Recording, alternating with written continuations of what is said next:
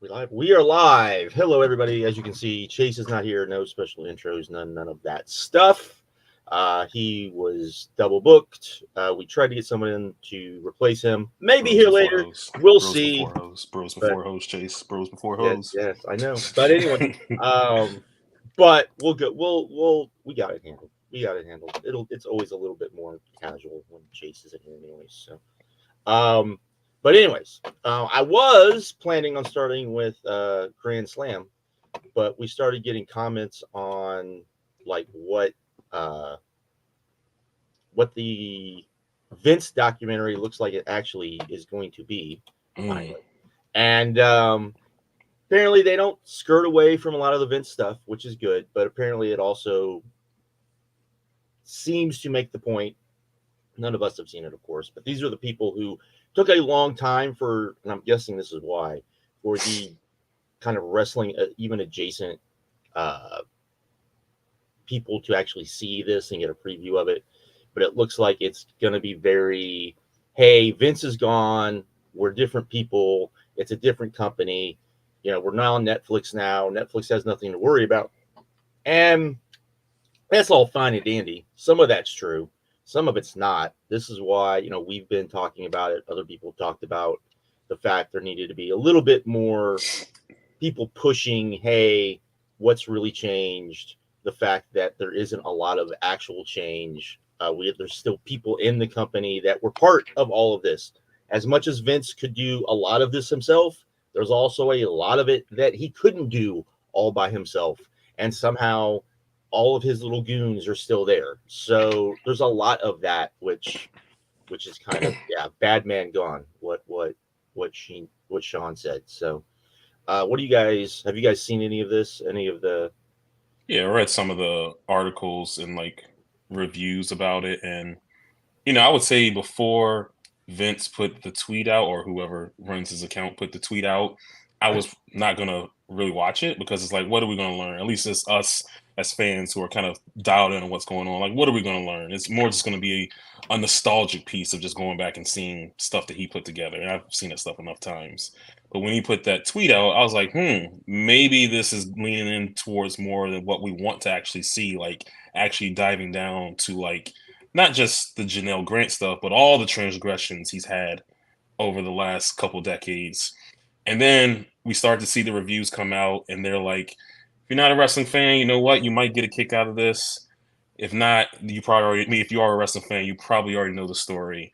And then I think it was John Pollock put the tweet out where it was like this is like they said, the bad man is gone, and here's the new regime who is ushering in this new era of Netflix, and that turned me off for wanting to watch it again. So I don't know, man. I'm gonna hold judgment until I hear and actually see it because I will spend time to watch it. My girlfriend actually saw the trailer. She's like she wants to watch it, so we'll spend time to go through it. I'm gonna reserve judgment until I see it, but I don't know. Like it does kind of worry me because I saw that I guess the director of this is the guy who did Tiger King, and I never watched Tiger King, but I read about it and where it almost looked like they babyfaced this horrible man.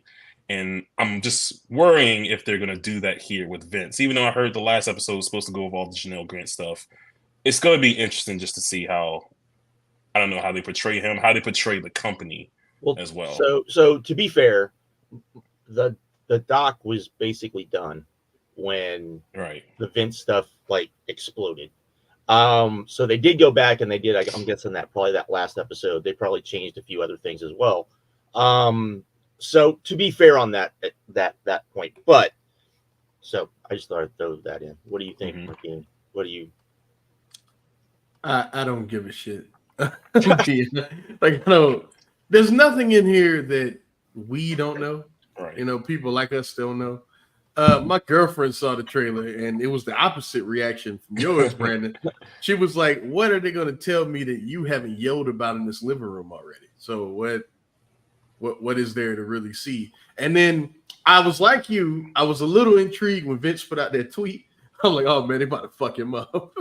and then and then that other stuff came out about how it ends, where it's like, oh, we're the new, the new guard, and we're not doing what Vince did. And I don't need that because you've been telling me that for what With two Hunter years coming out on now. every other Yeah. show. telling us it's the Triple H era. Right. Like, I don't need that for a documentary that's supposed to be about this horrible person that ruined something that I love, that ruined it way before this stuff came out, by the way. You know, look, let's say Vince McMahon never raped anyone. Let's just take that. Just take a world where Vince McMahon never raped anyone, right? He killed the territories. He changed the way pro wrestling is on TV in a bad way because he took out every fucking show that aired in general on television.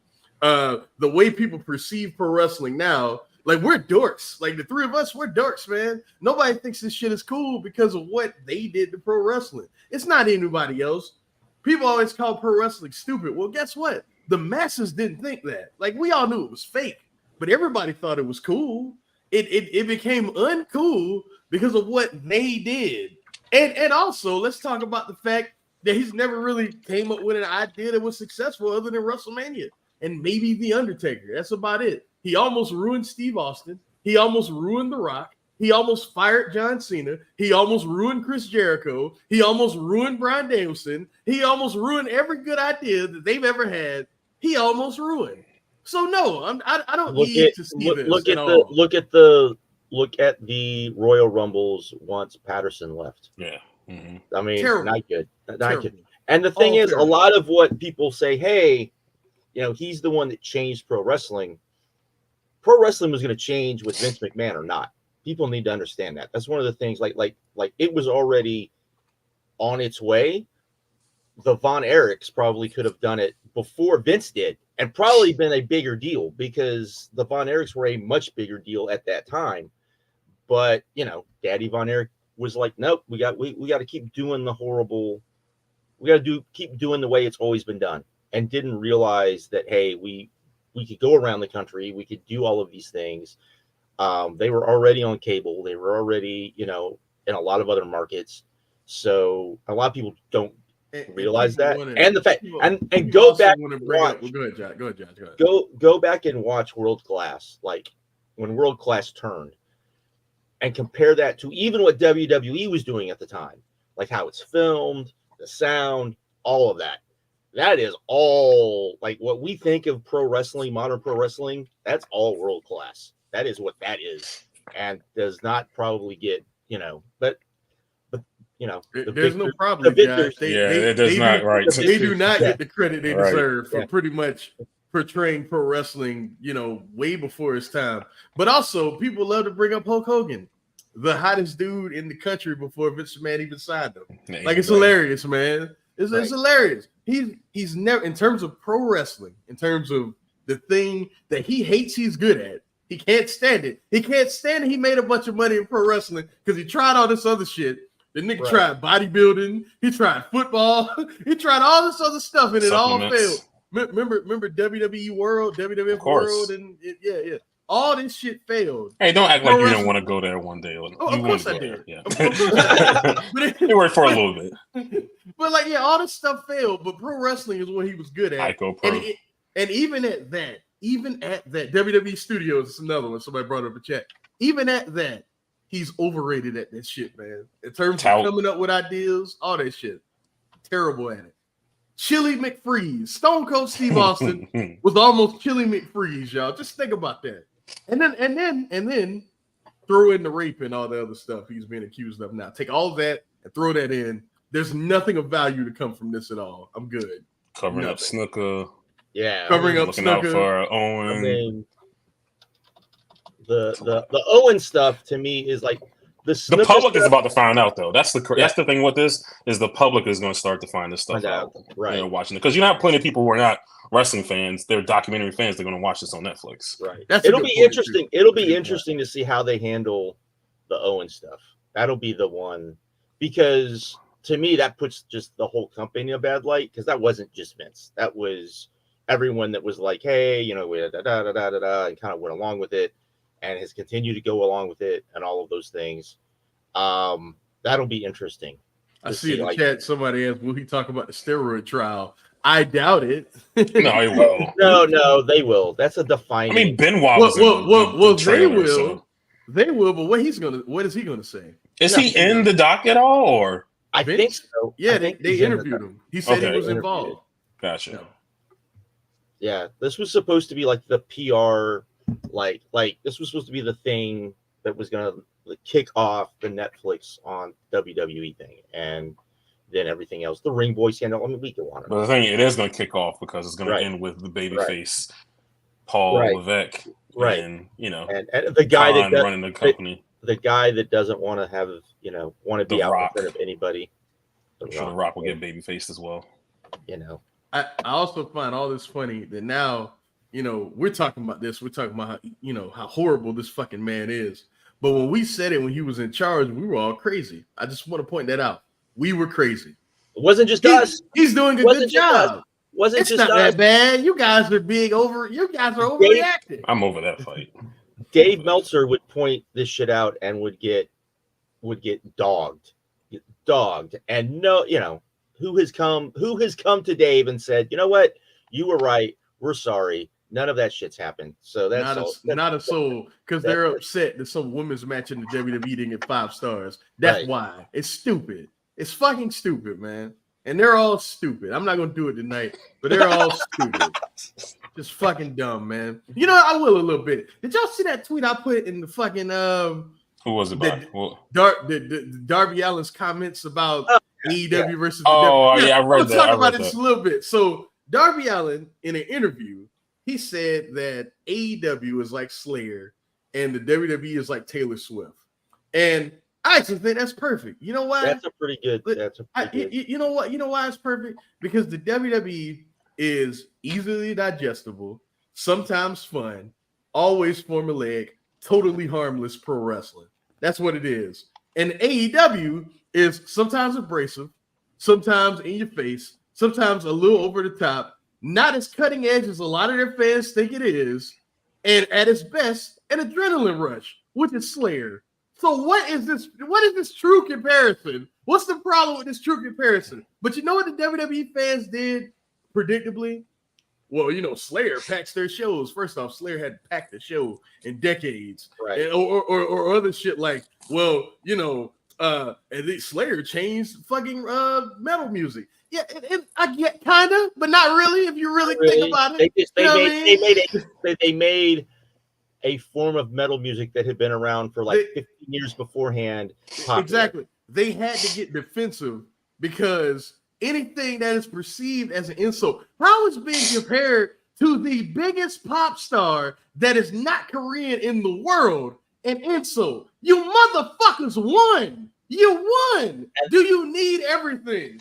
Yes, they do. That's the thing. It bothers you because the music critics as a whole, and they give Taylor Swift credit. Like, she's critically acclaimed. Red is one of the most critically acclaimed albums of last decade. Like, she gets credit. It just bothers you that we don't look at them just like Taylor Swift, the way we look at somebody like maybe a Slayer, maybe Metallica. Let's go to hip hop, maybe like an MF Doom or something like that. It bothers you that everyone looks at Taylor Swift as safe, and all the nerds don't think Taylor Swift is cool. It bothers you because guess what? The WWE is not cool, and that's okay. You like something that is not cool. Hell, we all like wrestling, and guess what? Wrestling is not cool. So y'all annoy me, bro. You won already. Shut the fuck up and take the W. We're the crazy people. There's also probably layers to that Taylor Swift thing. There are people that just hate Taylor Swift that I could definitely see being WWE fans. And guess what? People hate the WWE, but you know what? It's such a great comparison. It's still gonna sell out, right? It's actually a really good comparison. It's like I read it. I was like, well, I read someone had responded to you because I woke up. Someone had responded to you, and I was like, what are they talking? I go up and I'm like, what? What's wrong with this? This is like good. This is like. Stop being so defensive, man. Like, we got into you guys aren't cool. Probably got a little bit more like deeper into the musical woods in it. But I mean, for just a surface level, hey, this is what this is. This is what this is. It's pretty dead on. I mean, WWE. I think they just want to be on their own island and not compared to anything. Why would you not just be like, hey, this is popular. It's WWE is very poppy right now, is what I would say. So that I just, I'm thinking about that. I'm thinking about like how popular they are. Oh, having a Josh. Okay, that's fine. Look, okay, we're gonna do the rest of the show without Josh. Josh had a good point. All right.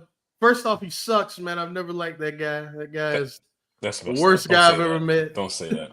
No, I'm sure. I don't even know the next topic. Josh had all the No, it's good. We're good. We're good. I hit the wrong button. What was I saying? Oh, what I was gonna say was, I wish Sean was on here because, okay, so Scott Josh. Oh my God, this is like crazy to me. So, not that either of you will care, but the Xfinity series for NASCAR is now on CW as well. It's now on CW as well. They just had the Bristol race. The Bristol race did less than 1 million views. What? It was like 9 something. What? Yeah. What the fuck?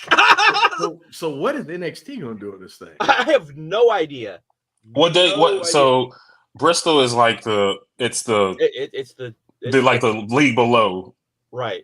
NASCAR, I got you. Right. But it's still the Bristol race, which is still like a big thing. What day does that come on? What day does that race come on? That would have been Saturday, right? I think it was Saturday. That's why I'm like, Sean needs to be here because Sean would know. I don't know. Normally the Xfinity races are on Saturday. Sean says below Cup. Yeah, it is below the Cup. It's like the one before they get there.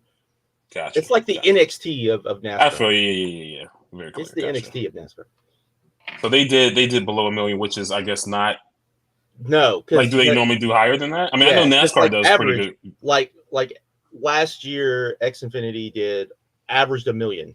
This should be one of their biggest races. So this or either of the like Talladega, any of the super speedways. This should be but this because this is the small little like track that you would not think anyone would actually like watching. That actually is like fun to watch because it's stupid. So, anyways, I can't. I guess it did about the same. Okay, but lower than when it was on network, which isn't a lot. Okay. Anyways, okay. Hey, and the first NXT number, remember, it's all downhill from there. So whatever it is, it's all downhill. Just like that Fox number. It's all downhill from there. I don't know what the precedent is going to be. Like, it'll be like I don't think. Here's the thing. I would throw. I kind of think you got to throw the first week out for 2 reasons because I think it might do a lot, but I still think you're going to have a lot of people that because it's always that first week when shows move and people just are in the habit of watching it somewhere and they don't watch it where it actually is. Is the first week head to head with AEW? Or is it the second week? I think it's the second week. Okay, well I might check out the first week then. Or maybe it is the first week. It might be the first week. Might be head to head. Anyways, it'll be what it is. So. But by the way, did they see your message in the chat? I don't know if they saw it. Did ask you anything? No one's asked anything yet. I put it on Twitter too. So. Just put it out there. Yeah. Cool. So yeah, by the end of the show, if y'all want to put some questions in the chat, we got. Or we can mix it into the conversation. Yeah, we can so like right now we're talking about WWE. So if you got some WWE stuff, I guess since we're talking WWE, let's go ahead and talk about do we want to talk about the Roman Reigns and Cody thing? Let's go ahead and do that, man. I'm gonna let Markeem go first because this weird segment that I absolutely love and I cannot explain why. I think that for the first time, right, that I've been watching this, that I barely watched this product, is that now it seems like this has been something they kind of mapped out for a while, where Roman, who used to exude confidence all the time, is now at a point where he literally don't have nobody he can trust. He literally got nobody because he burned so many bridges as the world champ. You know what I mean? I like shit like that. That's why I love that's why I got so into Jay White in New Japan, because I'm like, eventually he's gonna need people. He's burning bridge. Like he turned on and he left before all this could like play out. But like he turned on the Tongans, he turned on all these people, and like he even said in his last promo, he was like, I was horrible to Okada, and he's always been kind to me. Like even when I was an understudy, when I was a young boy, the only person in this whole company that was kind to me was Okada. And he started to kind of get it that I'm doing this wrong, but he snapped back into the Switchblade character. Like, oh, no, I'm still the best. And Roman is at that point where, like, now he needs people. So it's almost like he was begging Cody. And you could tell he wanted to slap Cody, but he couldn't do it because he actually needed. I like shit like that, man. Was it overproduced? Absolutely. It's the WWE. Was Cody's lines kind of cringy? Absolutely. It's Cody Rhodes. That was going on before the WWE. It's Cody Rhodes. But I don't know. This segment really worked for me.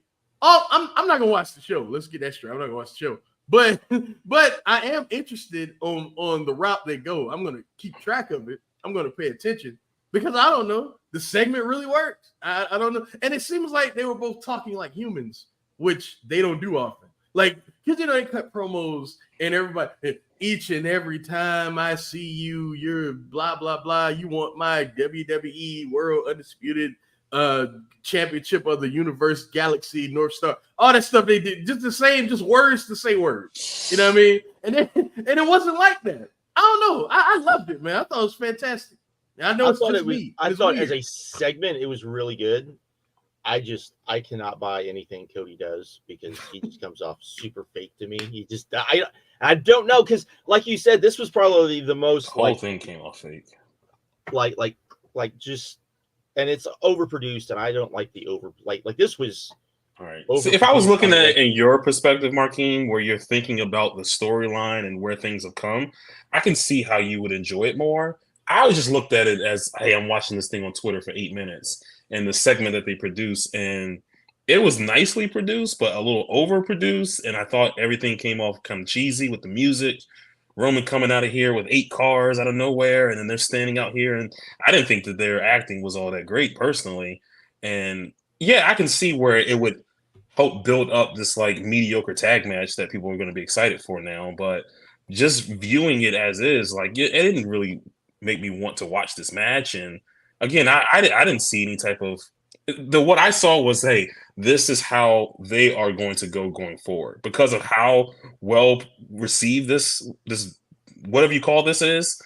They're going to do this more often. This and then the stuff that you see on NXT, like this is going to be the future of that company, and that's something that I'm never going to get behind. It's just like even for wrestling, it's too fake. Overall tone, I'm with you. I'm with you on the overall. Because here's the thing. I thought like doing this every great once in a while, but the thing is, and somebody said this was probably produced by Jeremy Borash, and it probably was. That now that was said, like, oh yeah, this comes off very, like the stuff that he did in TNA, it was good until they started doing it all the time, right? In TNA, like it was like, oh, this is like the Matt Hardy stuff. The Matt Hardy stuff was good until they just kind of kept overdoing it. And like you said, NXT, everything I see from NXT makes me cringe. I'm like, this is the worst shit ever. I will sound like Joe Lanza. This is like the worst wrestling I've ever seen. I am like, there's a lot of cringy wrestling I don't want people to ever see. This is shit I am like really upset is going to be on the CW and is going to have a chance to be like widely seen by a lot of people that probably never seen it and be like, oh, this is what modern wrestling is, and be like, this is worse than I remember it being, and go and me having to like, that's the issue. Yeah, like I said, this is going to continue. And honestly, you're going to see. I didn't think about it that way. You're going to see less in-ring promos and more of this. You're still going to get in-ring promos. It's still going to happen because you're going to have great promo guys. You're going to want to send them in there, and they're still going to do their talk shows and stuff like that. But like, I think you're going to get a lot more of this going forward. And again, I have nothing wrong with a vignette. Like I like the Darby Allin stuff. I like, especially because he's doing it himself. I like the John Moxley thing they've been doing the past couple of weeks. But I actually have a face-to-face promo. Like, I would have liked this so much if it was just in the ring. Like if it was in the ring, you do the same thing. Like I probably would have accepted it. But that's not how they do things, man. Well, that's what I'm saying. And I don't want a promo in this style with like multiple camera cuts, and they're having multiple different takes, and the line, the delivery, you're in my way in life. Man, shut the fuck. Like, come on, bro. Like it just came across. It was. I did not like it, bro. I can see again, and people shit on me. I can see, and people shit on me on Twitter. I put that tweet out. I knew what was gonna happen.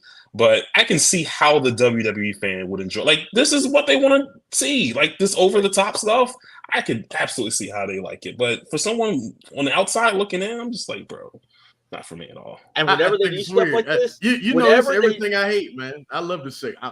Every time they do something like this, I always ask myself, what would have Lucha Underground done the same way, right? They would have done what Brandon just said. Lucha Underground would have stuck them. It would have been overproduced and crazy, but they would have stuck them in the ring and had them do a promo like that.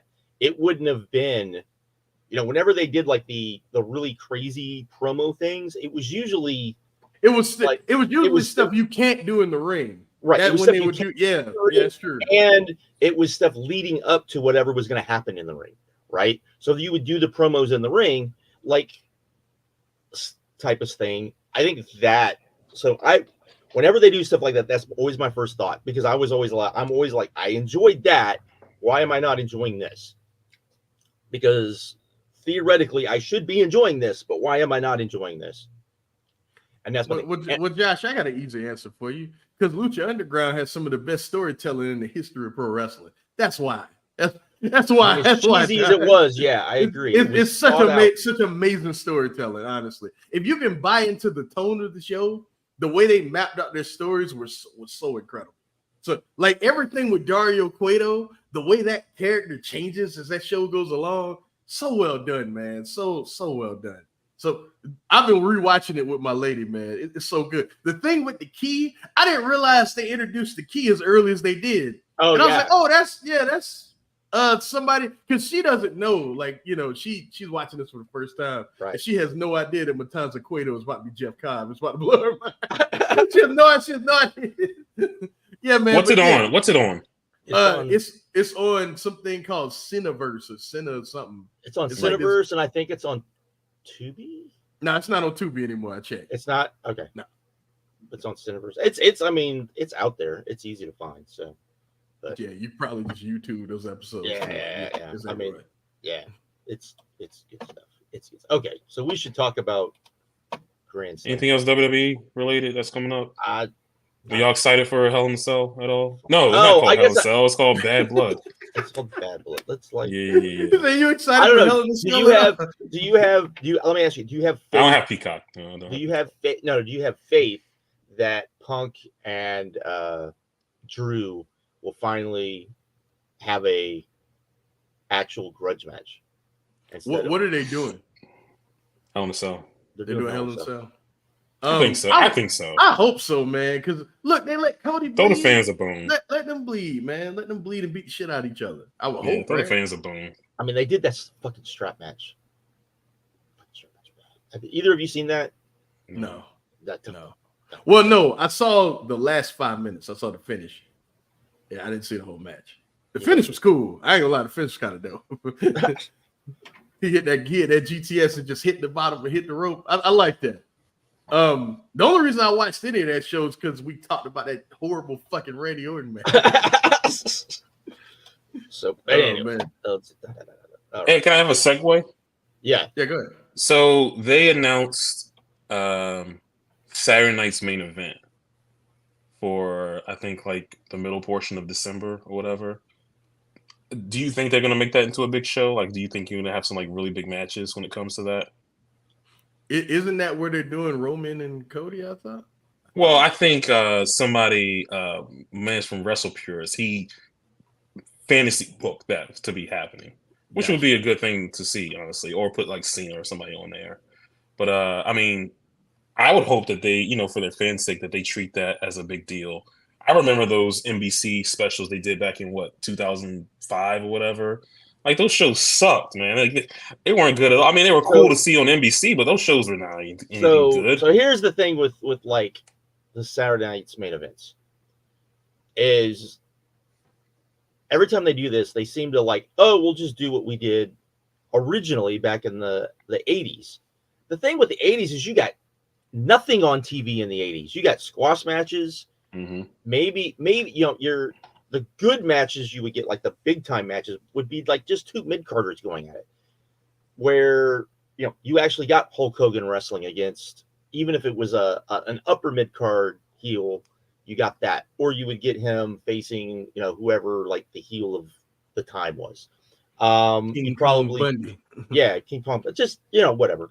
Oh, and it was probably leading to something else. You got more. It was more like the Clash of the Champions was for, in some, like, it wasn't that. It was more you just got to see the stars you normally didn't get to see on Superstars and Challenge, or even on the USA show. These shows need to be like what Clash of the Champions were, which is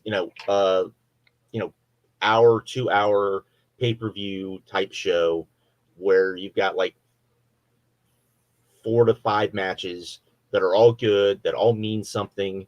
I think that would, especially with how they do their pay-per-views now, I think you could do it now and it would be a bigger deal, and people would be like, oh, we can tune in and we can watch and we can actually pop a good rating because this show actually means something, and this is actually something more important than like the pay-per-views you've been giving us that just are just kind of there. So, but we'll see. Yeah. So the segue was going to be into AEW, and I don't know if y'all want to talk about the rumored TV deal that they have. Oh yeah, no, we were going to talk about it. Yeah. Okay, so go ahead. I'll circle back around once we pick back up on it. Oh, we can talk about the TV deal now. That's cool. That's fine. So let's talk about that TV deal, Josh. So let's do it. So the rumored deal now is 170 million for 3 and a plus. Say that again. 170 million for 3 and a plus.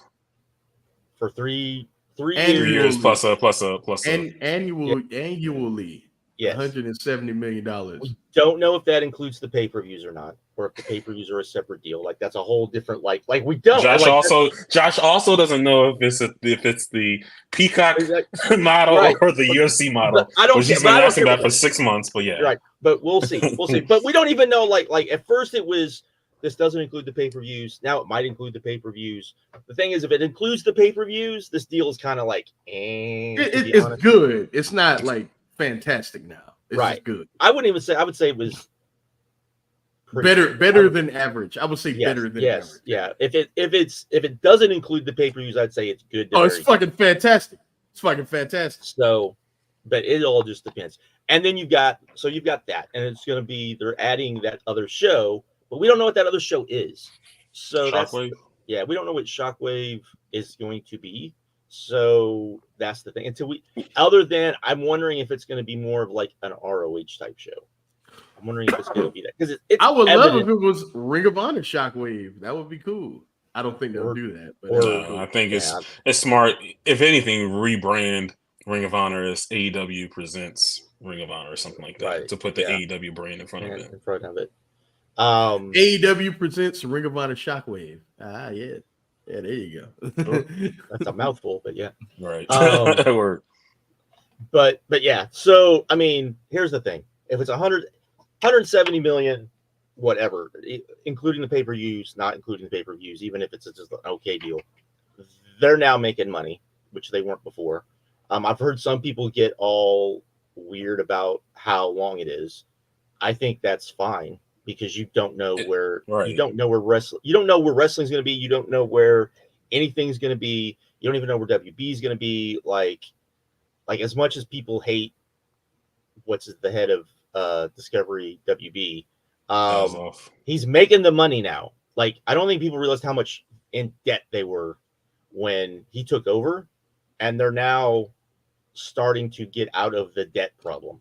So, and yeah, they don't have the NBA, but they just gave, now they have to pay different things, and they're paying Tony Khan. So we'll see how it all goes. I mean, this is going to be good for them. 107, that's a lot of money. Can we just cut to that? This is a pro wrestling company not called the WWE getting given $170 million a year.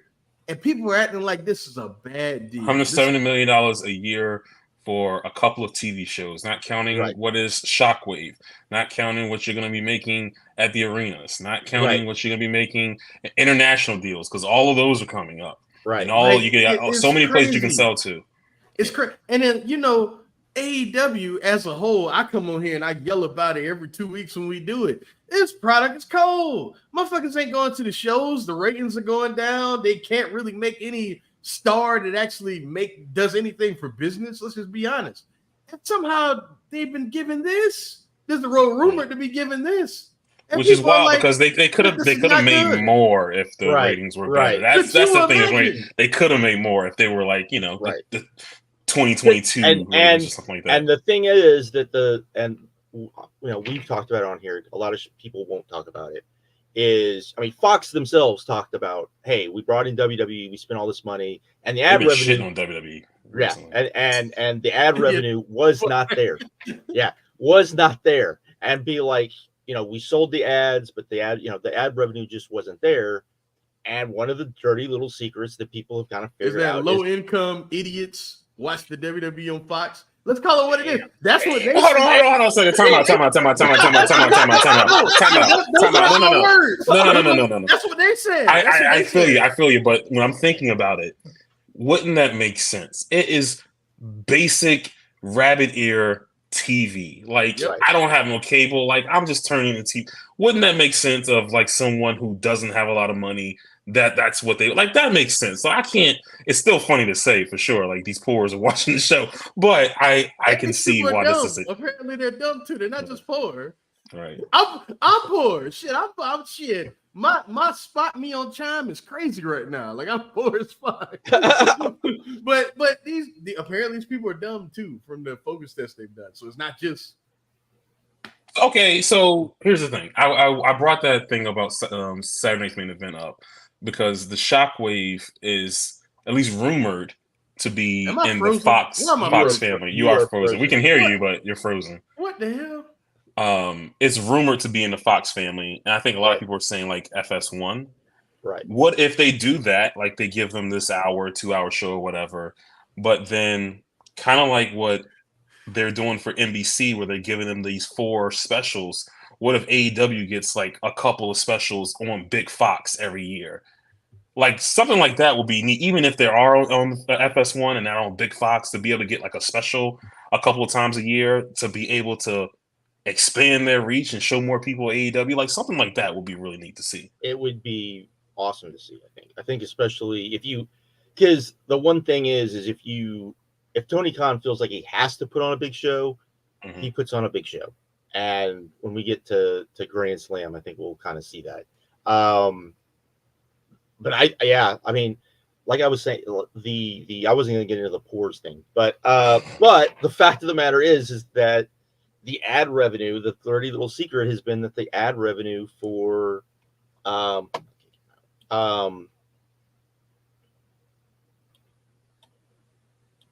we're good. Oh, yes. I just kicked him out.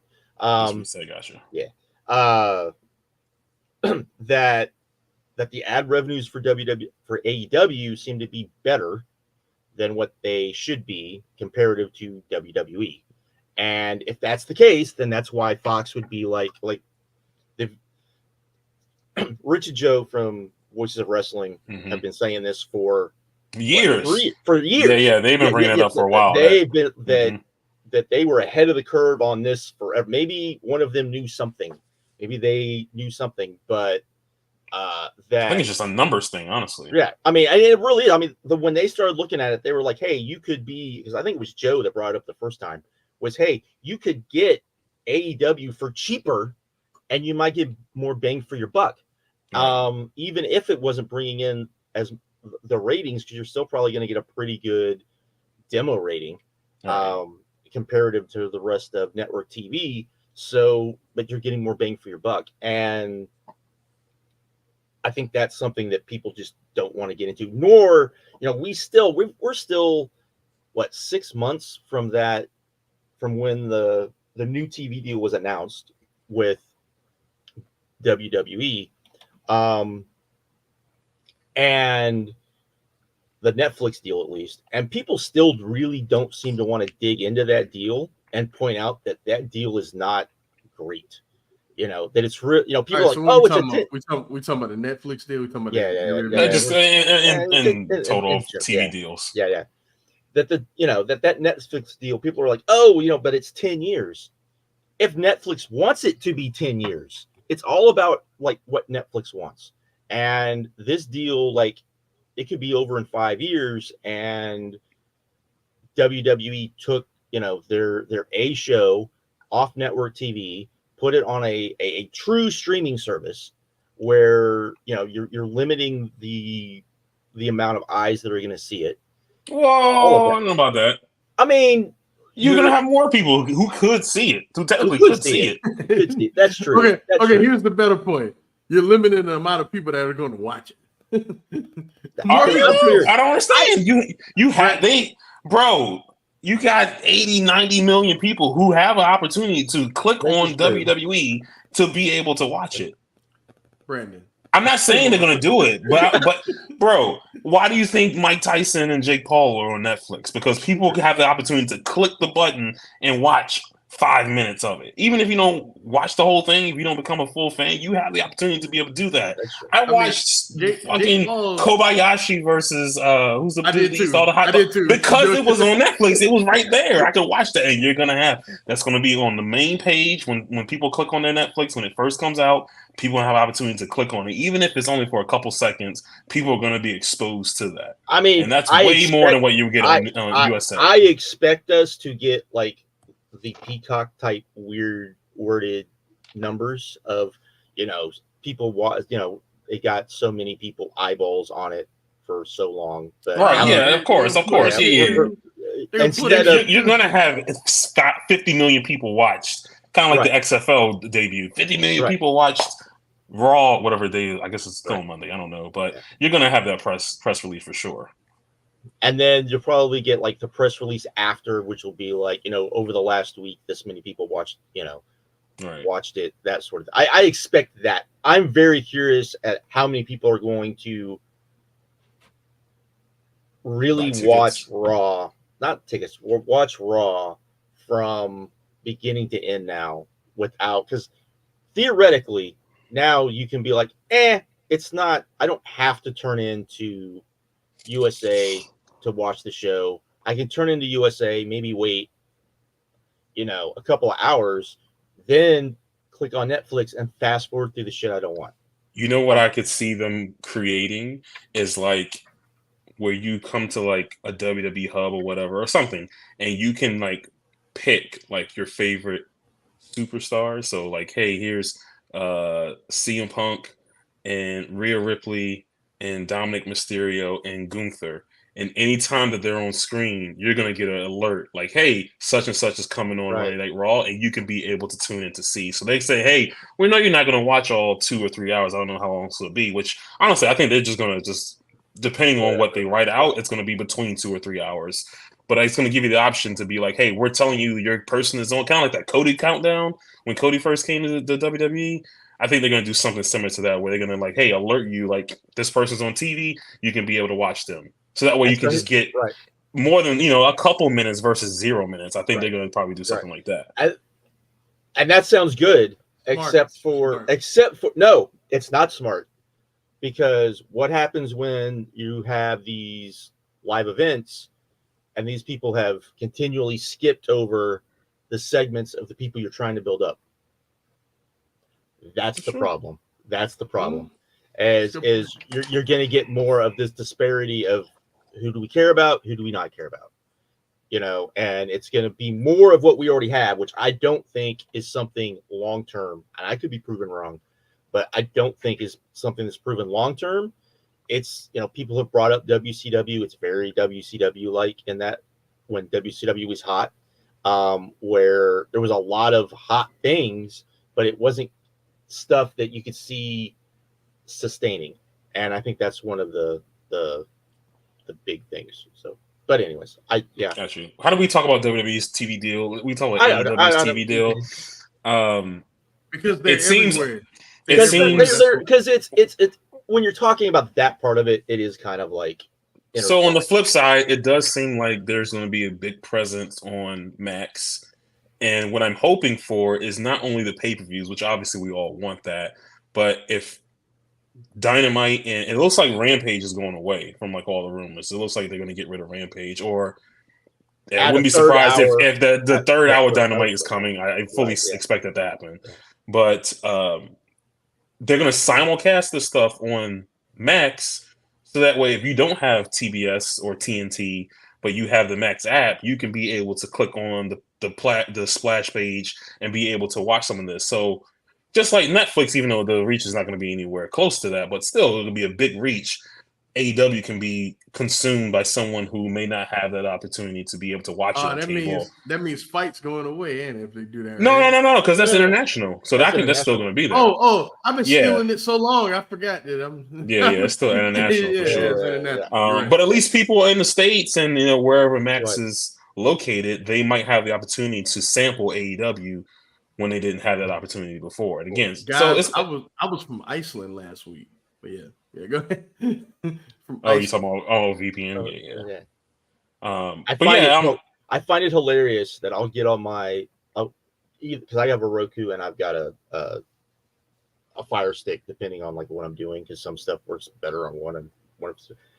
Whenever you click like on any of like the wrestling apps, the VPNs, right. The VPN apps come up, and I'm like, oh my god, this is like they know, and they don't care. They're like, yeah. But it's definitely gonna be interesting. I'm not in the business of bigging up a billionaire. Like, fuck you, you got $1 billion. I don't give a shit about you. But once he signs this, I mean, Tony, that's a big win for him. Like to come into this business inside this vertical of wrestling where no one has been anywhere close to the top dog. And it's changed. You're not close, but you're. And it's changed the way a lot of people are getting paid. Like, right. That's something that's not getting talked about. Like we talked about last time about WWE throwing a hissy fit about Tony giving Swerve getting money. Getting the bag, and it's like, I'm sure Kevin Steen is about to make a whole shit ton of money. A whole shit ton of money. They all deserve it. You're right. Like if people understand, like even that's why I hope Garcia that's why I hope Garcia is holding out, waiting for this deal to be signed. Like, yo, pay me, like whatever. I need my money. You know what I mean? I want, I'm hoping that's what's happening. He's like, I'm gonna resign, but let's see how much money this motherfucker can give me now. Yeah, right. But I think that's one of the even because don't think people get it. Once you get like Tony, definitely people go, oh, he's overpaying. Maybe, but not really, because he's coming from a different world. He's coming from where he's coming from, like even if you billions of dollars, bro, and not even just that. If you just the sports world and just a regular business world where your payroll is not 5% of your income, it's closer to like 20. Even if WWE was doing that, even if they were paying people closer to that amount, it would change. And even if Tony was doing that, and Tony's definitely not doing that, he's paying more than that, it would change things. So I think that's one thing that people really don't give, good or bad, Tony enough. They can say, oh, he's overpaying for talent. Talent's not being overpaid. WWE is a $1 billion company that if you had a sports league that had the same amount of money as WWE does, their athletes would be making more money. So, and that's also a TKO thing. So there we go. Hey, I have a question. And Gary in the chat kind of pointed this out as well, but I was thinking I wanted to bring this up. So, like this TV deal, this media deal, even though it's still going on, it's been like Tony Khan's project for the past couple of years, which is why I think he's brought in people to kind of help out with like the stories, the booking, the writing, and all that stuff, because I feel like he's been focusing on this particular project. This is almost about to be completed. He's about to finish that. The next Tony Khan project should be, like, you would think it's either the ratings or the attendance. And I think honestly, the attendance is probably a bigger deal right now. Like, so I was, you look at today, like when you see tweets of people complaining about like the economy and talking about like food and stuff, I'll see people post a link on there and say like a McDouble from McDonald's costs like $3.99. People say like, what happened to the cheap $5 or the $6 footlong or something like that? I don't know if you noticed, but the past month or so, like all these companies are starting to come back to like these cheap $5 meal, $4 meals and whatnot. Like Tony Khan, the fact that they're being able to sign this nice, lucrative media deal, should they in WWE flat out saying like, hey, we need to charge more for these tickets. Like we're not charging enough for how hot the product is. We should be charging more. Should Tony Khan make that a conscious decision, be like, yo, we need to start charging less? Like I understand the concept behind the dynamic pricing. Like it makes sense. Like you get the people like myself who really want the tickets immediately. They're going to pay whatever price they need to. And then over time, you just drop it down. Like, should you just put that on hold for a while and be like, yo, let's just... I think that looks worse than having the possibility of, hey, these are cheap tickets from the get-go. And like promote it. Be like, yo, you can get in our show for $15, $20 or something like that. Right. Please come out and see us. You know what I mean? Because the thing is, charge whatever you want for those ringside the first 10 rows. Right. Agreed. Charge crazy prices. No one's going to complain. No one's going to bitch because the people that want to go are going to go. But I think after you get after the floor seats or so far back, I think you see a dramatic drop in the prices. And I understand the idea of, well, if the tickets are too low, it makes your product look cheap. I don't care, bro. You much rather have a lively, full-packed building on TV. The only people that will care are the grifters, and fuck those people. And seriously. Because now you are purely a TV product. It is more important. And to be honest, I think a lot of people said this when WWE wasn't drawing well, that they needed to figure out that wasn't that long ago. That wasn't that long ago. Right before the pandemic. Right. It was like, hey, we need to, and a little bit after the pandemic. Yeah, for sure. Yeah, for sure. That they needed to find a way to fill up those arenas more. Because it looked better on TV. You're not dependent on those ticket sales like you were. So it doesn't matter. It's more important for there to be it matters, but it's not like detriment to the it's company, not. It doesn't matter like it was, where everything was ticket sales. Now it's like the fourth thing down the line. Yeah, if the arena is full of a hot crowd going crazy, that simultaneously fixes the TV. Because the product feels, if the product feels much, the ratings will work itself. Like they'll fix itself out. Yeah, it'll work itself out. Right now, you just need to put people in these buildings, man, because that, in by osmosis, helps the other thing. Right. It's just that simple. Well, like, a lively crowd. I don't know how it is where you guys are. I don't live too far away from the building they use when they come to Kansas City, but for a lot of people that you probably want to come to those shows, that's an hour. That's a 45-minute drive to get to that arena in Kansas City on a Wednesday night. That's asking a lot. Yeah, I'm not doing that. And the tickets also expensive. I'm not doing that. Yeah, that's asking for an arena that is okay.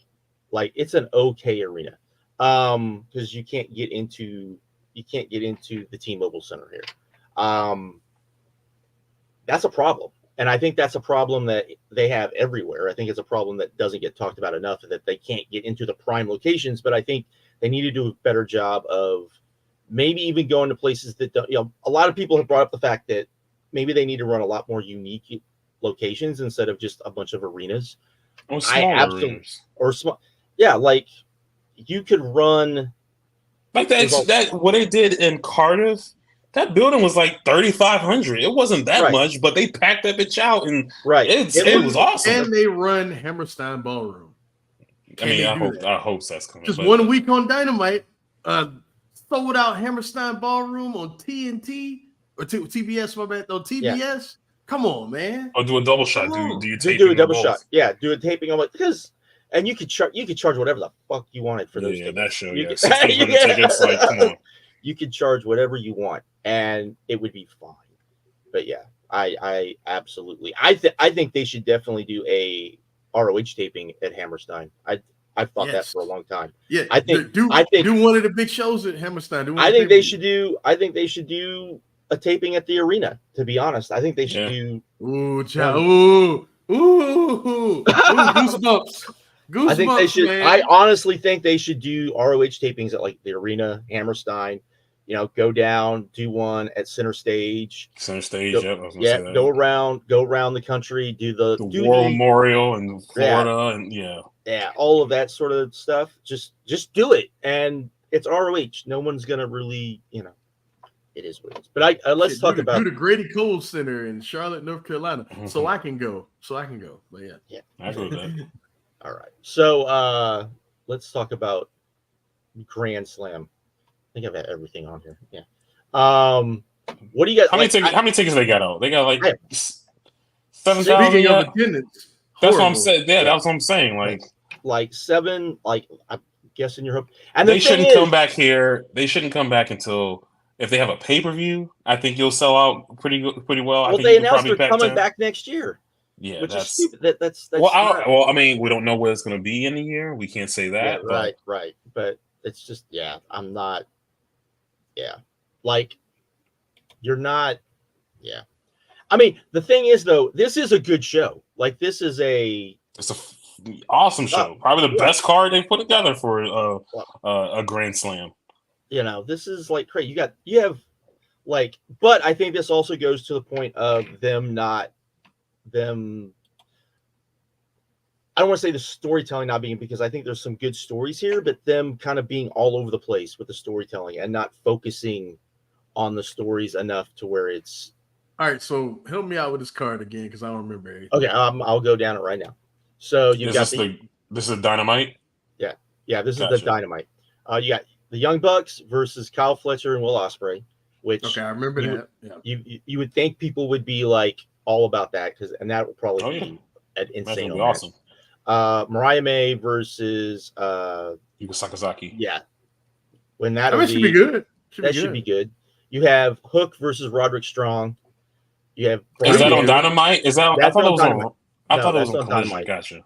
And then Bryan Danielson versus McGuinness, which I worry about, man. Of course I'm excited. Right. But I watched that Nigel promo to silence, bro. I really don't think these people know. But this is different. This is a New York crowd, so you're gonna have some people who are gonna be aware. And it's not. It looks like it's not gonna be the main event, so it'll be okay. Still, man. That just hurts my heart, man. That hurts my heart. Hey, it's this. We've said this for a while. The current Dynamite crowd or the current AEW crowd is not what the AEW crowd was 3 years ago. I know, man. I know. It hurts every time. 3 years ago, 3 years ago, they would have lost their shit. They would have lost their fucking mind, man. Oh, man. And then Moxley versus Darby Allin, which I like the idea of the match. I just don't think they've explained why the match is happening. I think they could have done a better job of setting up like why the match is happening than just like Darby giving up his. I mean, it seems like Moxley's going not against, but he's targeting all of these AEW original guys for whatever he has coming up, and it's still intriguing. Like I'm very intrigued on what's going on. I wish it would pick up a little bit right now, but I am very intrigued on what they have. So I have a since we've gone over this part. I think his segment would it shock you? Would it shock you? And to me, they'll tip their hat if we find out that Nigel and Danielson are the main event. This tips the hat to this. Do you think we find out that Nigel is part of Moxley's crew? That would be sick. I wasn't even thinking about that. Wow. And that's what this is all kind of like setting up. Afterwards, Danielson beats him. He goes to shake his hand. And then Nigel just grabs his arm and puts him in the I forget the name of the move. And they're and like, then "What the hell are you doing?" And then they all come out and there. Yeah. Right. I can hear him, "You son of a bitch! You took years off my life, you son of a bitch!" Right. I love it. Should have been me. Okay, and then should have Collision. been me. The yes movement should have been me. Oh man! Right. Oh man! Oh god, man! Ooh, and then Collision, which actually looks a little better than. Hey man, go watch that Collision match if y'all didn't watch it. The bunkhouse brawl was awesome. That was great match. Yes. Jeff Jarrett versus Hangman Page. I think that, which is an awesome segment. It's going to be an incredible segment. Lumberjack strap match. This is so you can tell that Jeff Jarrett booked this shit because this is such a Memphis match. Memphis old fucking his daddy will be in the back. All right, now Hangman, you gonna go to this corner. We gonna, yeah, you know. And then after everything, you're gonna beat me, and they all gonna boo. Right. And then we get Jamie Hayter versus Saraya. Sure. Whatever. Okada versus Sammy Guevara. Hey man, I'm into this Sammy Guevara, you know. See, that could be. You had a good Ricochet match. Just set up what I need you to set up with this. Just set that up. Because if you saw in the Discord, my idea for that so awesome. You have Don Callis go, wait a minute. This fucking coward. you are ducking this man. And you have for a decade. You nearly died beating Kenny Omega. And Kenny Omega ran from this man to be a junior. You are a coward, dude. For the sickos, that is for the sick. Hold on. I'm confused. What are you trying to say? I'm talking about Takeshita. That's what I'm talking about. Have Don Callis like, hey man, you've been ducking this dude for a decade. Gotcha. You took him as a joke for 10 years, clear. And he's become the alpha. I love it, man. Do that. Right. For me, do it for me. If no one else, do it for me. Then you got the stupid tornado match. Tornado. Yeah, exactly. Mark Briscoe, Kyle O'Reilly, Orange Cassidy. Oh, you know what? The conglomerate. Oh, the conglomerate's out of the team. Who are they going against again? They're going against the Learning Tree. Oh, okay. I got you. Again, I know no one cares nobody cares about Ring of Honor. I get it. But it does bother me that Mark Briscoe wrestles in so many fucking meaningless matches when he's a world champion. That does bother me, man. That's a legitimate. Like that bothers me, bro. You're a world champion. Then you've got Hologram versus Dorlisco versus. That could be awesome or terrible. That could be awesome or absolutely terrible. And I'm here for both, honestly. Whatever happens. That match will be insane. I wish it wasn't a 3-way, but yeah, just give me a Hologram and right. And then Jack Perry versus we don't know yet. So either Amazing Red or Homicide. Homicide was the first thing that popped in my head.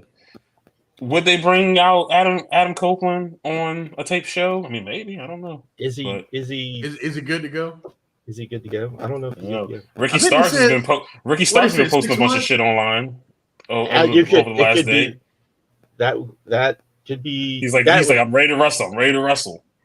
He just said that today. So wouldn't that be cool? And then he beats Jack Perry, and that would be hilarious because all these people are like, oh, he's so unhappy there. Wouldn't that be funny? And he beats Jack Perry. He's the guy. I would be into that feud. I would be into because I think that would be a good feud. Kid. Would that help Jack Perry, kid? Just because Starks could be like, you have been given everything since this company started. I had to come in here, win my spot. I still, overlooked. Still, I am everything you're supposed to be. And they threw me in a stable with Taz, and they treated me like the third guy. You know what I mean? Right. Yeah, all of that stuff. I think it would be good. I think that would be. If there was a way you could keep, you just want to be over with and whatever, but if there was a way you can keep Starks, just try something. Just try it out and see what happens, This is a good way to do it. Oh man. Yeah. Oh man. If that happened, we're gonna post this show everywhere. Like, see, motherfuckers, we called it. There you go. I love it, man. But yeah, so That should be great. I'm excited for it. Should be good. Again, it sucks because they're gonna have 4,000 less people in the building, but I mean, what can you do? You just gotta you try to build it up. Right. Like, as soon as they saw that they weren't selling enough tickets, they should have done more. There needed to be more. Hopefully, Tony just gives a bunch of stuff away. Like, man, fuck it at this point. Like, let's just get as many bodies, go to schools and stuff, and bring the kids and whatever. Bring Willow Nightingale to elementary schools. Hey guys, you want to come to the wrestling show? Not even on the show. She should probably be on. Like, we'll see. All right. So what do I got next? Oh, is it Prince Nana giving like an update on? Oh yeah, he's giving an update on. There'll all be all sorts of promos. You know that. Okay, so let's talk about this anniversary. Let's talk about at least the last. Tell me about it. So, you want to talk about first? You want to talk about the talk about the great stuff first. Go in order. I want to hear about that match. Oh, the trios match. Well, no, the 4-way mass match, man. Oh, the 4-way mass match. Yeah, man. The performance of a lifetime for Hechicero, man. Yeah, and then tore his fucking arm off. Still wrestling, but still, I mean, it was great. Like, I don't know, like the beginning of it, getting Xfinge out of there and getting old ass fucking help me out, Josh, help me out, I don't know half these. God damn it. Getting the old guy out of here was the way to go. Because that was pretty much, misdirect almost. Because in mass matches, I know a lot of people go, well, in something like this, when you want to get there you go, Valiente. Yeah. When you want to get eliminated early, so your match wouldn't be on the line. But in Mexico, even more than having a title, it's taking somebody mask, man. Right. And if you take somebody mask, that means you have done something. And it came down to the two rivals, man. And then for about 10, 11 minutes, fucking killed each other, man. They killed each other. They did all the chain wrestling. They did all the fucking high spots, all while Hechicero's arm was shot to hell. The last... Like, legit shot to hell. Legit shot to hell. And the last 2 minutes of this match are about as great as pro wrestling gets, man. For a lot of people, this is their match of the year. I don't know if it's mine. It's up there, though. It's definitely up there. It's close. It's close. I was at a Marvel's Capcom 2 late night tournament while it was going on. I was on my phone watching the show. I threw one of my matches, so I didn't have to stop watching that match. I was like, I'm good. At this point, we had just got started because we were waiting for other shit to get finished. And I was like, you know what? It's fine. I'll throw this match. I'll go to losers. It's fine. Like, and I just watched that, and I was like, all right, is it my turn? Because I didn't want to stop watching, man. I didn't want to. It's go out of your way, man. Go out of your way to see this match. One of the best of the year. Period. Now let's talk about one of the worst matches of the year. Yes. Mystico, Chris Jericho. I had hopes for this, I thought, but I don't know. This was not good. Was it Jericho? It was Jericho. Was it Jericho? Or 1,000%. Jericho. He could barely run. He looked like he didn't want to take any bumps. Did anyone in the crowd care when he came out? Like, was he over? When he came out, the pop was big when he came out. As it went on, though, it was like, oh, this guy. I mean, it's a big, Arena Mexico match. It's gonna be show. This crowd is always like insane because CMLL is on a really good run up until I would say still. I mean, even with this match, even with always the main event, this was still a good show. I was a little disappointed though. I thought it'd be better at the show. It's fine until like the fucking mass match, and then it ends with this. Yeah. But I mean, I enjoyed the trios match a lot. Of course. I mean, the women's match was bad too, man. I ain't gonna lie. Willow and Zeus, man, they weren't on Yeah. the same page, man. It was weird. Zeus is 'cause, really like- good. Like I haven't been impressed by. No. I'll say whatever I mean, I've if seen you from want her, to yeah. see, but Orange she's had Cassidy, good matches before. She Yeah. has good, yeah. But if you want to see Orange Cassidy work heel, go see that trios match, because probably, well, some of you probably have, just not as Orange Cassidy, because the Ants were heel for a while, right? Yeah. which was bad, but yeah. I mean, how do you have a heel Fire Ant that like Fire goes Ant. against like him being Fire Ant? But man, AEW. Are we gonna talk about that, or are we just gonna? Yeah, we're gonna talk about that. I don't. So what happened? Like I don't. So okay, let's talk about what happened after the main event when Mystico hit that awkward La Mystica that Chris Jericho took the slowest way imaginable. Like he went to the ground, like first he was on his knees, then he like laid out. I was like, this is bad, bro. And then right after that, they have Big Bill hit the ring and attack Mystico, and then Orange Cassidy comes out, who just played heel earlier in the night to set up the Dynamite match with Chris Jericho for the main event of the biggest CMLL show of the year, one of the biggest they've ever done. You have Orange Cassidy and Chris Jericho setting up a match that about 100 people in that crowd are going to watch. Because here's the dirty little secret. Mexicans don't care about AEW. Like, they don't give a fuck about that shit. And they were out there, the silence, doing all this shit. The crowd was booing. It was all really awkward. And I think that people go a little too hard. Mascara Dorada and Teton was disappointing. Right. I agree. Yeah.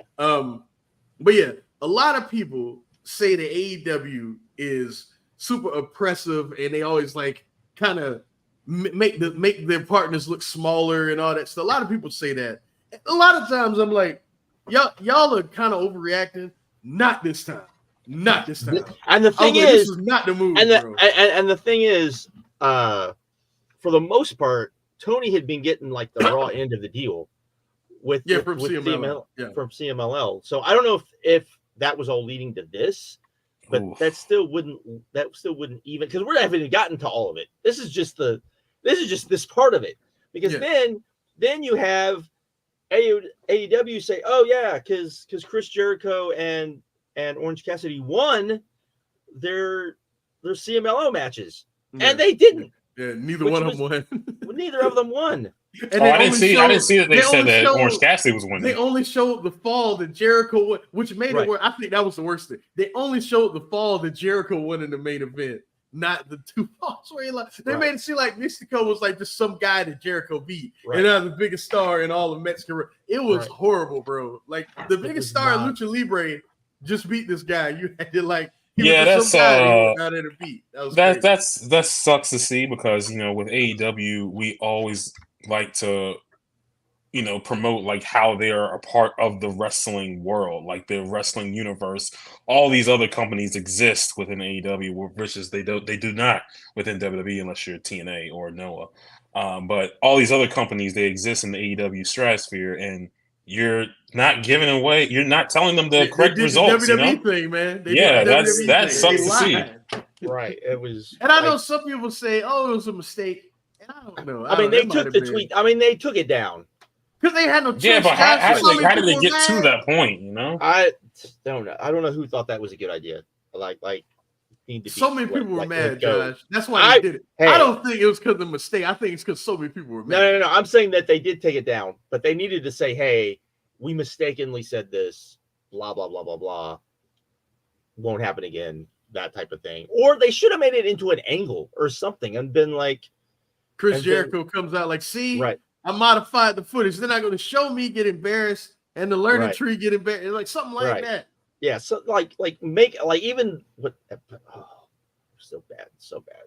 Yeah, they fucked that up. And honestly, it I know we talk about don't care about the grifters and all that, but perception is honestly like important. And a lot of people perceive them to be this oppressive partner that just like takes what they want from their partners, what I mean, instead of like actually working with them. And this did no favors to like quell that at all. I mean, it's even like the WWE, the feeder system that it is, Marigold and all these other places. You know, so what's her name? What's Grace? What's her name? Grace. Jordan Grace. Watch the God. Royal Rumble for one of the biggest pops ever when you're not signed here yet. What the hell are you doing? Why would you do it? He's not getting one of the biggest pops ever. He's not getting. I don't know, Josh. I don't know that theme. Biggest pops ever. That theme in a stadium, Josh. Come on, Josh. Hey, look, I don't like that shit either. I don't like it either. That's gonna beat that John Cena pop. I don't know, but it's gonna be like I can probably go back and find at least two top Steve 10? Austin pops. Top 10, is that impossible though? Top 10 I could, because that's not asking too much. But listen, that theme hits in that stadium. I'm telling you, Josh, those people are gonna eat that shit up. But how much? What does that say? What does that say about WWE though? That dude's gonna come in there and because I don't disagree, he's gonna get a massive pop. Like what do you mean? What do you mean? What is that gonna say? I mean, we already know. His theme song is over. No one gives a fuck about his wrestling. His theme song is over. But that he would show up and would be that much over than the people that are been there for. The most over person in that Rumble last year was Jade Cargill. Was it her? Or was it? Second was Jordan Grace. Like no, it was definitely Jade Cargill. But that was stupid. Like that was like that women's. That was an indictment. That was an indictment on, like, they only cared about like 5 women in that match, and you can't have that in a Royal Rumble. You cannot have this year. Ugh, like you just can't have it. Maybe I don't know. We'll see, but maybe we'll. Part of me thinks that they're gonna push Joe Hendry, which is hilarious.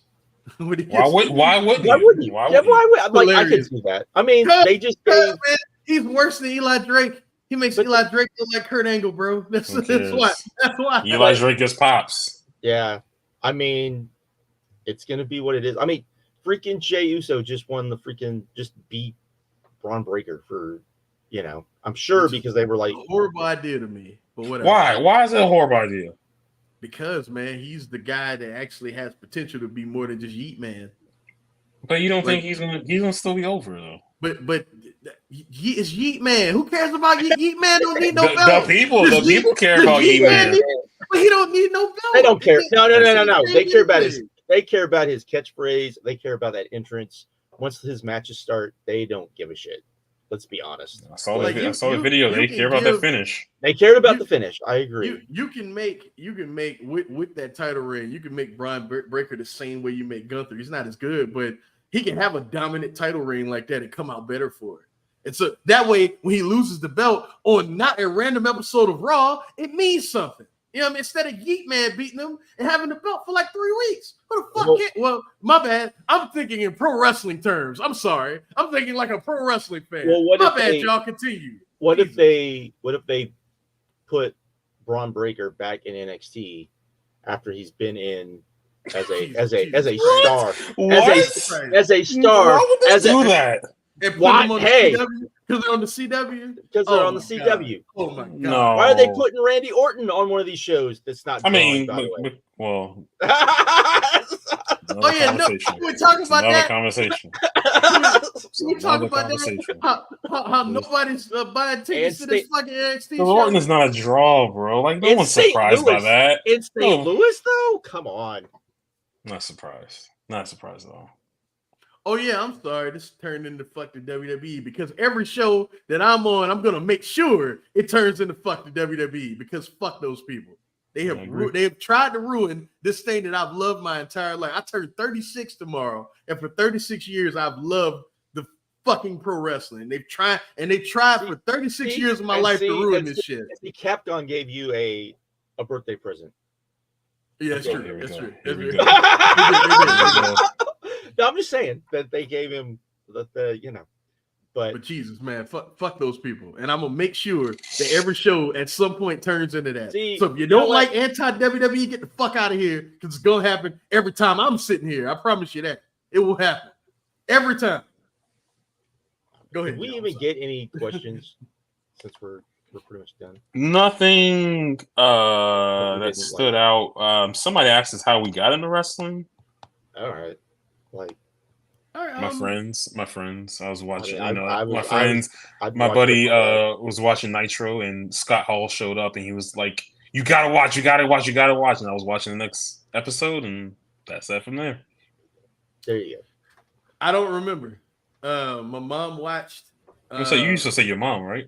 Yeah, her mom watched, and I don't remember. I was just born watching this shit. I don't remember. Yeah, I'm kind of the same way. I used to watch it with my dad. Apparently, I was watching. Apparently, I was watching the worst wrestling ever, and did not know this because I was watching Central States, and apparently that's like notoriously bad wrestling. But see, now we're getting all the questions. You see these? I say, here they go. Favorite memories of early days of YouTube. Video responses were probably the coolest. Yeah. Like that's something that people just don't understand. Mm-hmm. Like you got somebody's video and it's just a row of videos in response to it. And it was great because it was, I think it, as bad as it was, and it wasn't, but I think it really did add like a conversation aspect to it that you're just not going to get now. But there was only like there was maybe 1,000 people really making like videos back then, so that's probably different. So I shouldn't say 1,000, but and you know what else I remember from that time period? Just like everyone realizing at the same time that like this sucked or this sucks. So like it was like people like me and Oliver Scott and motherfuckers like Josh and a bunch of other people going, "Hey man, check this out," because I feel like, and the Chikara account itself DM'd me this and told me this, that people like me and Big Rat, I know he's watching it, and motherfuckers like us really helped like the shows in general, because people would go to those shows and say, "We watched such and such's review on YouTube, and that's why, we decided to check out Chikara." So stuff like that to me was really cool. Like somebody like Tony Khan could have been watching all of us if you really think about it. It's kind of crazy. Kind of crazy to think about. Nuts. It's crazy stuff. Crazy stuff. Like it still freaks me out. Like I should say freaks me out, but it still surprises me when I go to shows and people are like that. I mean, my favorite YouTube moment didn't even take place on YouTube. It was when I went to the first AEW show I went to, and my wife was sitting next to a Orange Cassidy cosplayer, and she kind of watched, but she really didn't get the Orange Cassidy thing. So he explained the whole thing with her. He explained the movie, explained what the whole gimmick was, and all this thing. And she was like, "Oh yeah," and he goes, "Well, I kind of watch, and my husband really watches. He does some YouTube stuff," is how she put it, right? And so he looks at me, goes, "Oh," he goes, "What's his account? I'll look him up." And so she tells him. And the guy, and I didn't realize what they were talking about. And he just does this and looks at me. He was like, "Oh shit." Right?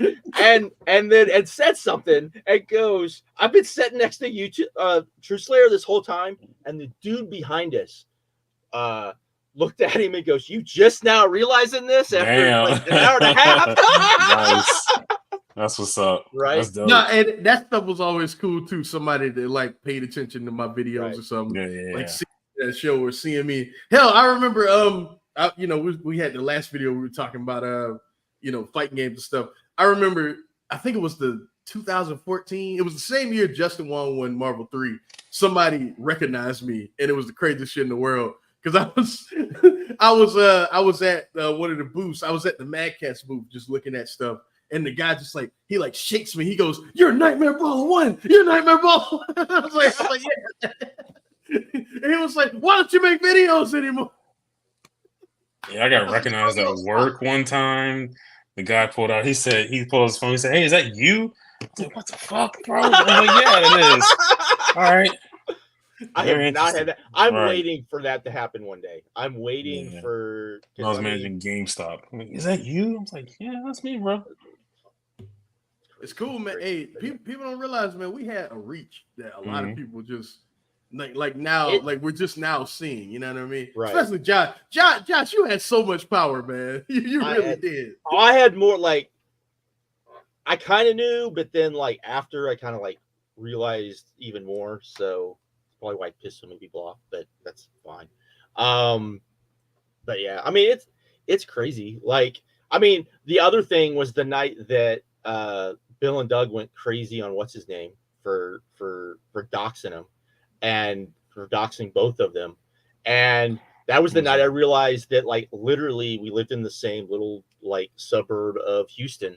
Talking about Ken Jones? Yeah, Ken Jones. Like oh, that. I remember that shit. And the thing, and then this is the even crazier thing. I was like, what?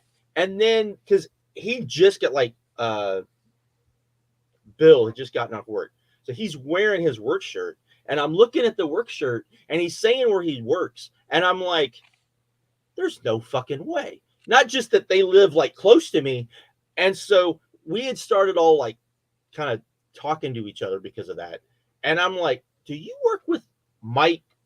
And who's one of my best friends? And he's like, yeah, that's my branch manager. And I'm like, yeah, that's one of my best friends. And they're both like, what? And I'm like, yeah. That was such a small, nutty, crazy world. Right. Well, that was such a nutty thing. So, was that what stopped the war between you guys? I remember that, the war? No. You know what stopped it? I didn't even know this until I did one of the videos with Doug. That it was that first ROH show they went to in Houston. That's what stopped it. Yeah, that's what stopped it. You were like, we were wrong about this shit. Yeah, they were wrong. Yeah, we were so wrong. We're so wrong. Because he was like, we're going awesome.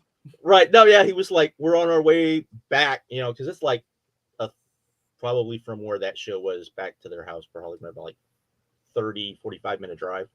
And they were like, the whole time we're like, how the fuck are we gonna like talk about this? Because we were like wrong. That was one of the best shows we've ever been to in our lives. And yeah, that was a good one. Monoxide is in our Discord, Mr. Dynamite. He's in our Discord. Yeah, Monoxide shows up every once in a while. I remember ROH Styles. Yeah, Eddie, that's the He's whole. He's still around. Eddie's still around. Eddie's still on. He's still around. Come on now, Mr. Conspiracy Theory.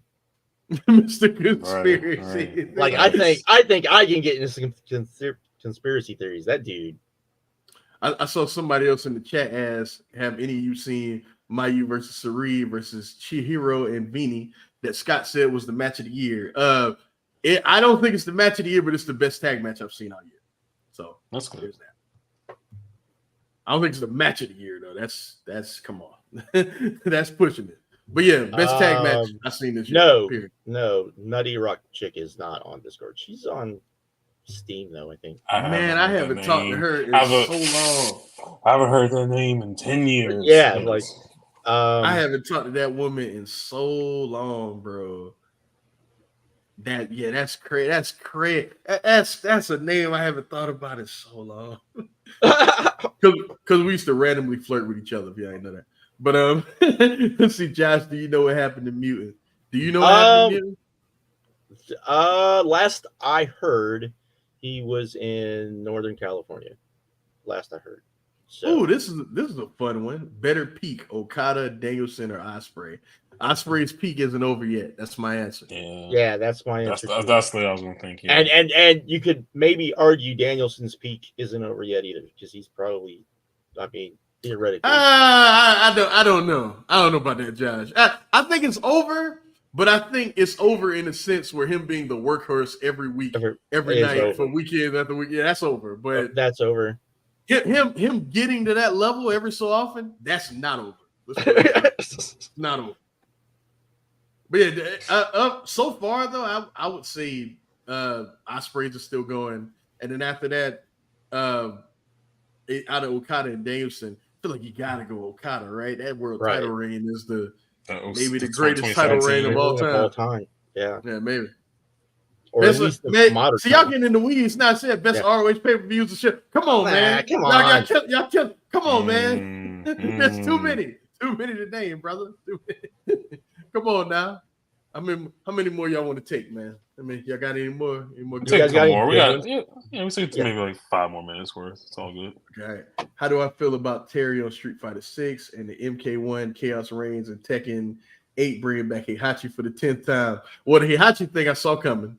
And Chaos Reigns, I have not played it yet. It is on my PlayStation. That's the DLC pack, right? Yeah, that's the DLC pack. It's on my PlayStation. is chilling in there. Let me get that for Black Friday. I get on it after we get off here. Probably get on Street Fighter first. But what I will say is that I appreciate that Noob Saibot apparently is a zoner, which is the first zoner in Mortal Kombat 1. So if he plays differently, I'm always down for different. I'm always down for different. So I appreciate that. That's about all I can say. And Terry Bogard is a lot of fun from the 30 minutes I played with him this morning. I just don't know how to start his offense yet. I just got to play it a little more. That's all. Yeah, he's fun. His everything around him is pretty fun. I've got to play like an hour and a half, so it's pretty Fucking good. Taylor, y'all have a single best / favorite show of all time? I don't know, man. You know what? You know what? Go watch that Ted Petty 2004 tournament that everyone was posting the highlights of. Oh, we're talking about wrestling show. Okay, I thought you were talking about like TV show. That's what I'm going to say. We're talking wrestling, so. I mean, if we're doing that, I mean, man up, just because it was the most fun I ever had watching a wrestling Oh show. my god! Oh my god! We told that story many times. It was such a fun. It was such a fun night. Such a fun wild night. I remember Josh's review like he just got in a fist fight and like he was sweating. And I was like, that was fun. That was such a crazy night because it was so many people. That was the review. I just went. I was right. There's the. It was like 2 or 3 minutes long. Yeah, it was like that's all I got to say. The star ratings are down there. Yeah, I remember. I told you. Not since Barely Legal have I marked out this much. he looks so drained. Josh looks so drained. Well, it was crazy because it was like we had to kick Juice out because Juice had already watched it. Because they got it. Yeah, he was like 5 minutes ahead of all of us. No, he got it. He had already watched it because they got it. Because for us, it started at 10 Eastern. For them, they got it 8 Eastern. So he had already watched it. He'd already watched it. So we just kicked him out. And then like I was 5 minutes ahead of everybody, and then it was like staggered. So like I'd mark out, and someone would mark out, and someone else would mark out. That was the best thing. Was somebody would mark out, and you knew that shit was about to happen, and it was like so. Then you were waiting for it. You were like, okay, especially that ladder match. Worst R8 shows you think about? I still think it's the greatest ladder match of all time. I don't think somebody said worst ROH show. I think of like what was that show that Christian Cage was on?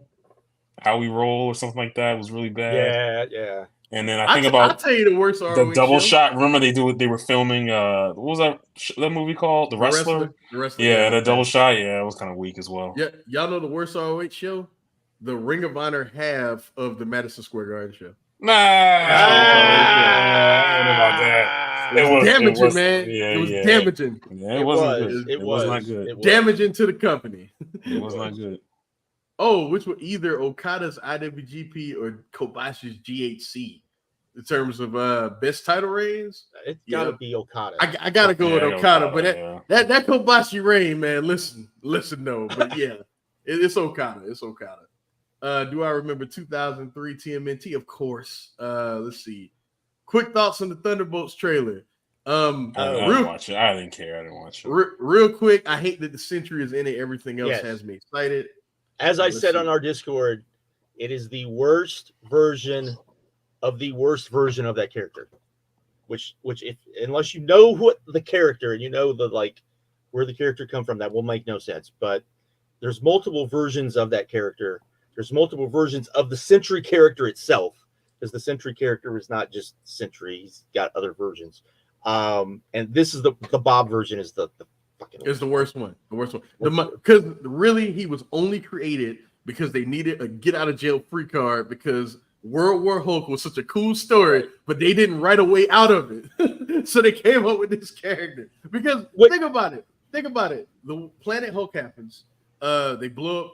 Sakaar, the Hulk comes back. He has a family, he has a wife there. He's a king, all this stuff, and they blow it up accidentally. Then you find out it wasn't so much of an accident. And he comes back to Earth so mad that he's finally focused. Like the Hulk. When I'm not talking about like Professor Banner, I'm talking about the Hulk. The Hulk that you think of is focused. He's talking like normal, all that shit. And then this guy who's so focused, not to mention the Hulk. They had to come up with a way to beat him, but there's no real way to beat him unless you kind of like cheat, and the Sentry was the cheat. and that was so just cheap, man. Because they didn't even develop him. You just saw him, and then you realize what they were doing. And I'm like, oh, this sucks, man. This sucks. It sucks. It's such a great story too, because World War Hulk is so great until that ending, man. You know what? If you're gonna do this, here they go. If you're gonna do the Century, just do fucking Squadron Supreme and be done with it, and don't just do fucking just. I don't care if you got some like unsaid deal with DC that you're not gonna do any of that shit. Just do that, because that's what this is he's supposed to be like Superman on another universe. Do the better Superman, which is Hyperion. He's better. Man. But yeah. The thing is I said this on the Discord too. Just so you know, there's going to be a point in the movie where you're going to be like, okay, why doesn't Century just fix everything? Because he can. It's like so fucking stupid. I don't get it. Anyways. Oh, here's a good question. What's Brandon's nerd out on like these guys like we do on comics and video games? What do you nerd out about, Brandon? I mean, in that sense, I mean, we just talked about it, like Ghost of Tsushima. Like, I'm very much what is it, Ghost of whatever? I forgot the name of it. Yeah, whatever it is. Very excited for that. I don't think I have like any. I mean, obviously not a comic book, but I'm looking forward to Penguin. Like I'm waiting to complete this move. I know, but I'm waiting to complete this move so I can settle down and be able to watch it. So I'll have maybe like 2 or 3 episodes, but I'm very much looking forward to that because I heard good things about it. It's very good. I think this is the best, like in terms of adapting Gotham City. I think Matt Reeves' version is so far the way the best. I know everyone likes how like grounded it is, but I really want to see Pattinson face people like Mr. Freeze and Mad Hatter and Killer. Well, I'm excited. They said it's going to be in winter, the next movie, so I'm very much the dynamic change of that. Yeah. Give me Freeze, man. Let's just do it. Let's wipe everybody's memory of Arnold and give me Freeze. Give me. I want to save my wife. Like the puns, all the puns. You could do Freeze. There's a way to do Freeze, and it makes sense, and in that more of a grounded world, I think. You could definitely do Mad Hatter. Like I don't think Mad Hatter's that hard to do at all. Honestly. That would be cool. Well, you want to see Pattinson face the Mad Hatter? He's talking to somebody, and then all of a sudden they just start being weird because they've been controlled by. Man, that'd be awesome, man. That'd be awesome. You know, I would love to see him fight someone physical like Bane or Croc or even Clayface or something like that. I would love to see that, but I don't know. I don't know if we'll get something like that, and it's kind of annoying. It's kind of annoying. I know somebody asked about Gary marking the rules. I'm not going to do that now. So. We'll be here for an hour. Because you'll start going, then I'll start going. Then I love it. That's all you need to know. Yeah. And before we get out of here, I have to say it before we actually leave. Everybody, please go see Transformers 1, man. If I'm not a Transformers guy, would I enjoy it? Yes. Just like as a movie? Let me ask you a question. All right. Do you like seeing the story of two friends breaking apart? Sure. Yeah. This is not only as a Transformers movie, this is one of the best versions of that I've ever seen. Like, it's fucking amazing. Like, it's so good that, like, there were people that were there with their children. The children acting all crazy and stuff. They just, could they see in a movie? And every adult in there was, like, sitting down and, like, super focused on the film.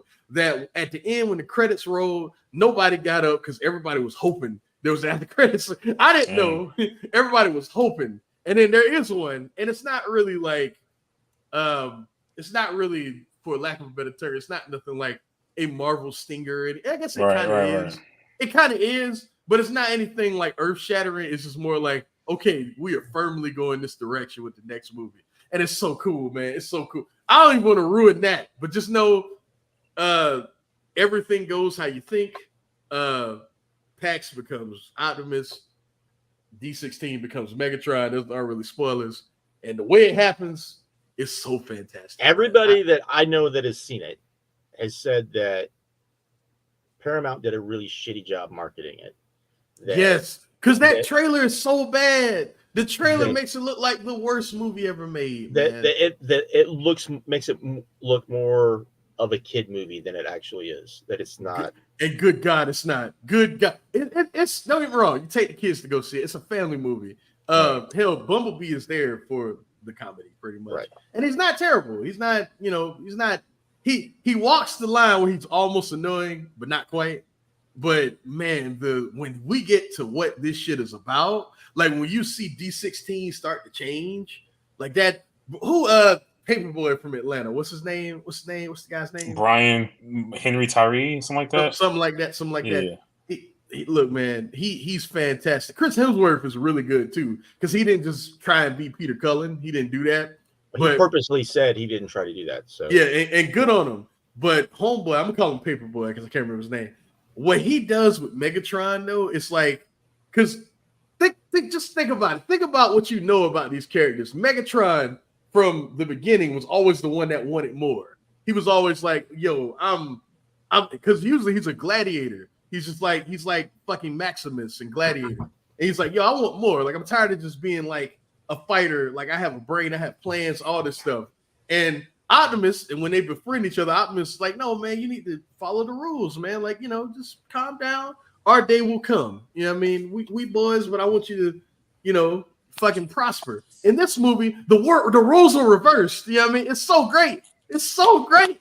Please go see this movie, man. Please go see this movie. It is my favorite movie of the whole year. Everything. I love this movie. If I had to rate it out of 10, 9.5, man. Fucking love that movie. That's really good. I fucking love that movie, man. Oh, the aunt asked about if any of us has seen Blue Eyed Samurai. I have. I recommend everybody going and get that. It's incredible. It's insane. I can't wait to season 2 because for whom the bell tolls. That's all I'm gonna say. For whom the bell tolls. That is just so like great. It's like so like it, and not what I was expecting at all. Like, yeah, my niece told me to watch it, and then after I saw it, I was like, "Why have you seen this?" It's not what I was like. Even I would say the first 3 episodes of it are not what the show is about. There's a moment where everything changes. You find out why the main character is the way the main character is, and are you talking about the origin episode? Yeah. And you're like, oh, I would be like this too, and then everyone not realizing kind of what the like whole thing. I can't wait to season 2. I'm really curious, like how. I mean, apparently we're years away. It's gonna be a while, but it's really hadn't seen Beetlejuice. Are we just gonna sit here and answer when we leave? We're done. All right, y'all. That was fun. We'll do that again. I think that's a fun thing, though. Rapid fire questions and stuff. This was something Brandon had wanted to do for a long time, and we just it'll be a lot easier if Chase isn't here. I'll say that. We want Chase here. Because he would yeah, right. We want Chase here. We want, But we want to let him go when he's ready to go. We can kind of just hang back. We can be like da da da da. So all right, y'all. Take care. Anyways, see you guys later. See y'all later.